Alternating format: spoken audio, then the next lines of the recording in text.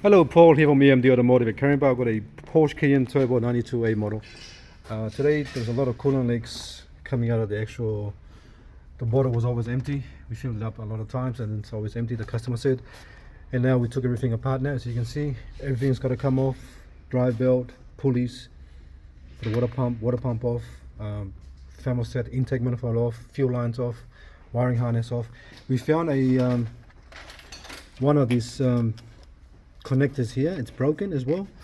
That goes to the actual turbo, so I can tell the turbo's been leaking. There's a lot of vacuum for the boost line for the actual controller, which is here. So we're going to repair that after, but at the moment I just want to show you what we're doing now. So if you look at the coolant leak from before, so we're going to reuse all the thermostat housing. Usually we replace it, but we're going to reuse it.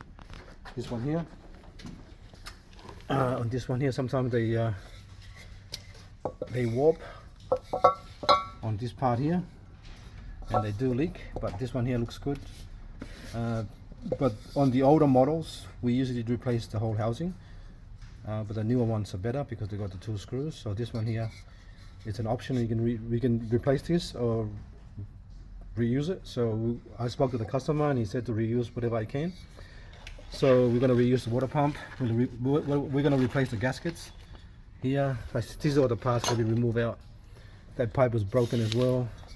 Everything was leaking as well. So let's have a look inside here. The problem was, the reason why they leak on a Macan as well, same thing, Porsche Macan and Cayenne on the same spot here as well, because here's the gasket. Look at the rubber. It's all squashed and burned off from the heat. There's nothing left compared to a brand new one. That's the brand new one here from Porsche. All the parts have to come from Porsche because no one else sells these O-rings and stuff like that. New piping as well. So here's the part that we took off here. We're going to clean all the stuff, and after that we're going to install everything back onto the car, and then we'll go from there. We'll try our best to reuse whatever we can, and then we're just going to replace the rubber seals and stuff like that for this car here. And the new thermostat, you got to get a new thermostat as well, which is a electronic thermostat, and make sure this part here is sitting on top when you install it. You can have it at the bottom and you can't plug in the plug. Just make sure that part there is, that's what we usually label on top, just in case you forget. We forget because it's easy to forget, because you can just turn it that way and you forget about it.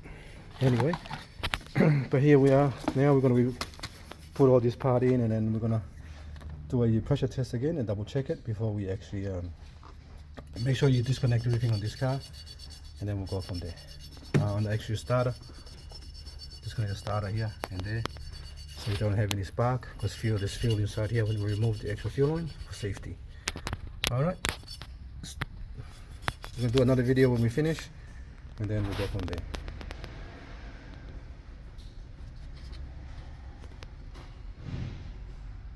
Just very slow, just in case you want to see it.